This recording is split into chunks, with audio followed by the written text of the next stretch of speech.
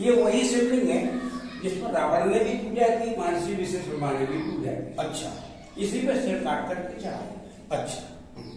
और दोस्तों आज हम आ रहे हैं यहाँ पर विसरक गांव में, जो कि गौतम बुद्ध नगर के ग्रेटर नोएडा से 15 किलोमीटर दूर विसरक गांव में।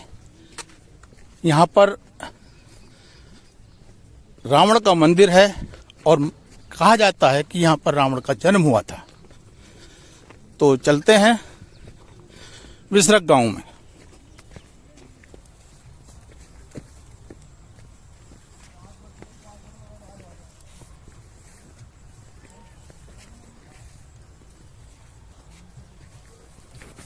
आज हम आए हैं गौतम बुद्ध नगर के ग्रेटर नोएडा से 15 किलोमीटर दूर विसरक गांव में। यहाँ पर रावण का मंदिर है और रावण का जन्म यहीं पर हुआ है, ये मान्यता है। तो आइए इस मंदिर के पुजारी जी हैं, इनसे हम जानकारी लेते हैं कि क्या ये बातें सच हैं और क्या इसका इतिहास है। जैसे कि ये विसरक गांव है और रावण के मंदिर की मान्यता है, तो इसके बारे में थोड़ा संक्षिप्त में बताएं। आइए।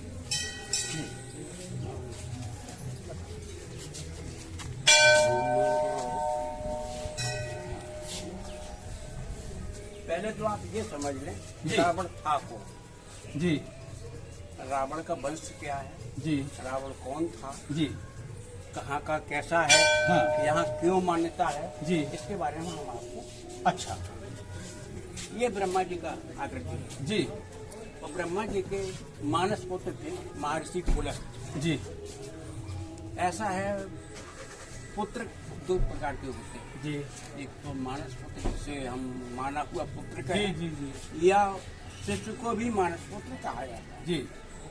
तो ये इनके मानस पुत्र थे महर्षि पुलस्त। अच्छा। अब इनके पुत्र हुए महर्षि विश्वेश्वर। हाँ जी, विश्वेश्वर। इनकी पत्नी का नाम था हरविशु, जी जो महाराज दक्ष की कन्या थी। जी और ये महर्षि विश्वेश्वर के दो विवाह हुए थे। जी एक भरद्वाज मुनि की पुत्री थी जिसका नाम था इडविला, और दूसरी थी माल्यावन की बेटी केतकी। तो कुछ लोग कैकसी भी बोलते हैं, कुछ लोग केतकी भी बोलते हैं ना जी। और दूसरी पत्नी थी केकसी जी समझे, क्योंकि केकसी ने 16 वर्ष जी तपस्या करके ब्रह्मा जी को प्रसन्न किया था। अच्छा। और उनसे उसने वरदान मांगा था जी कि हमारा ऐसा पुत्र हो जी। जो तीनों लोगों में उसका नाम हो। अच्छा।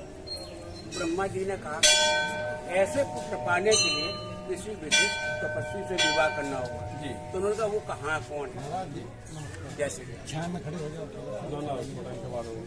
अच्छा। समझे। तो उन्होंने जब कहा कि किसी महर्षि से विवाह करोगे, जी। तो उन्होंने कहा पृथ्वी में ऐसा महर्षि कौन है? तो बोले इस समय महर्षि पुलस्त के पुत्र विश्वेश्वर ऋषि हैं, जी जिनका पुत्र तीनों लोगों पर राज करता है। अच्छा। तब ये महर्षि विश्वेश्वर के पास गए। तो महर्षि विश्वेश्वर तपस्या में लीन थे। जी जब वो तपस्या में लीन थे तो वहाँ पर उनके ऊपर सिंह ने आक्रमण किया। जी तो ये वहाँ पर बैठी हुई थी, जी। सेवा कर रही थी केतकी, इसलिए सिंह का वध कर दिया। अच्छा। जब उनकी तंद्रा खुली जी तपस्या से, तो उन्होंने कहा अरे मेरे आश्रम में ये हड्डियां कहाँ से आई? तब उसने पूरी बात बताई कि सिंह ने तो भगवान आक्रमण किया था, मैंने उसका वध कर दिया। अच्छा। आपकी रक्षा की। तो बोले ठीक है, कुछ मांग लो। तो उन्होंने कहा कि ब्रह्मा जी का आदेश मुझसे विवाह करो। अच्छा। इस तरह से केतकी का विवाह महर्षि विश्वेश्वर जी। इनका पुत्र था ये रावण, जी जो इसी शिवलिंग पर अपने कठोर तपस्या की, जी। वो अपने 10 चीज काट करके भगवान शिव को अर्पण किए, वही ये दर्शन। पहले एक राक्षस विशाल पैदा हुआ जिसका नाम था सुकेतु। अच्छा। ये सब तो सुकेतु था। जी जी सुकेतु को माता पार्वती ने वरदान दे दिया, जी। और वो इतना बलशाली हो गया जी। कि उसके 3 पुत्र पैदा हुए, माली, सुमाली और माल्यावन। जी। माल्यावन की बेटी केतकी, सुमाली का मारीच। अच्छा। समझे। जी जी। और माली के हुए ये खर और दूसरा का वंश। जी।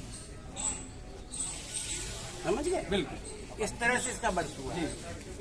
आ गया इधर है अभी तो उनका वंश बाकी है। शरीर का विकास हुआ और ये दस्कंदर और पूरी शक्तियों के साथ हुआ। अच्छा जब इसे भगवान शिव ने वरदान दिया। जी।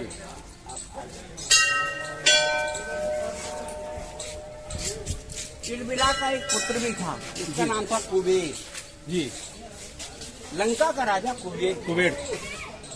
लेकिन उसने बलपूर्वक उसका निर्माण किया जी। और लंका ही थी। जी। कुबेर फिर पुनः यहाँ आए। आने के बाद यहाँ पुनः तपस्या की। तो ब्रह्मा जी प्रसन्न होकर उनको स्वर्ग को ले गए और लंका रावण के पास रह गए। अच्छा चलो जी, चलो हाँ, साथ जल्दी, ये उनका सबसे छोटा पुत्र है अतिकाय। अतिकाय का बल लक्ष्मण जी ने किया। जी। ये रावण है। जी।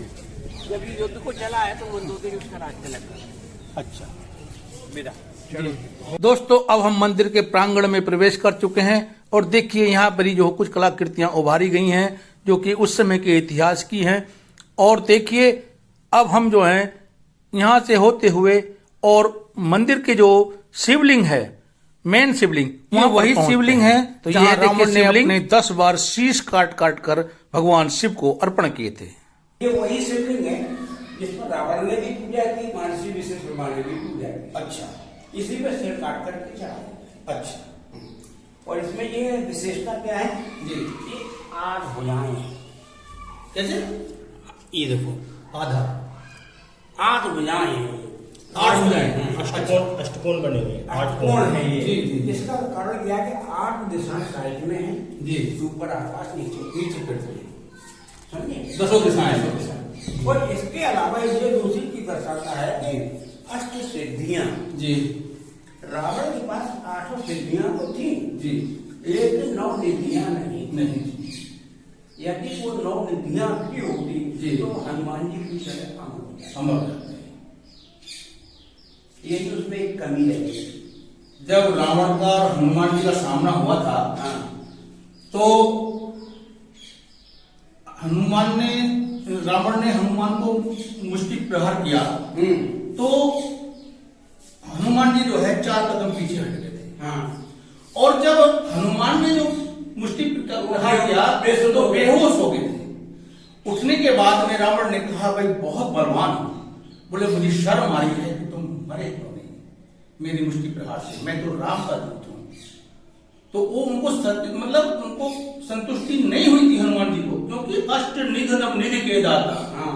ये था उनका। ये भी मान्यता मैंने सुना है कि यहाँ पर जैसे कि रावण का यहाँ दहन नहीं होता, नहीं, यहाँ रामलीला ही नहीं होती। रामलीला नहीं होती। नहीं। यहाँ पर मैंने ये भी सुना है कि लोग बाग उन्होंने कुछ कोशिश की थी तो यहाँ पर कुछ मृत्यु वगैरह हुई थी। देखो ये तो सिर्फ जैसे आप सुन रहे हो ना, जी। इसी तरह मैंने सुना, मगर मेरी कहानी ऐसा नहीं। हाँ, पहली पुरानी बात है, पुरानी बात जो कि प्रचलित चल रही है। हाँ, लेकिन यहाँ पर रामलीला नहीं होती। हाँ। और ना ही उसके बाद में मंदिर बनवाया, पूजा अर्चना की, तब जाके सुख शांति जो उन्होंने ही दर्शन दिए कि मैं यहाँ बैठा हुआ हूँ जी।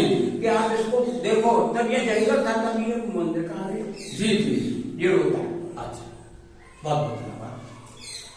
दोस्तों अभी आपने पुजारी जी से पूरी जानकारी ले ली रावण के बारे में कि रावण का जन्म कहाँ हुआ, कैसे उन्होंने अपने शीश काट काट कर भगवान शिव को अर्पण किए। और यहाँ पर रामलीला नहीं होती है विसरक गांव में, और ना ही यहाँ इनके पुतले का, रावण के पुतले का दहन होता है। तो इनके द्वारा दी गई जानकारी और हमारी कोशिश आपको अच्छी लगी हो तो हमारे यूट्यूब चैनल पॉजिटिव ऑलराउंडर को सब्सक्राइब करें, वीडियो को लाइक करें, कमेंट्स करें।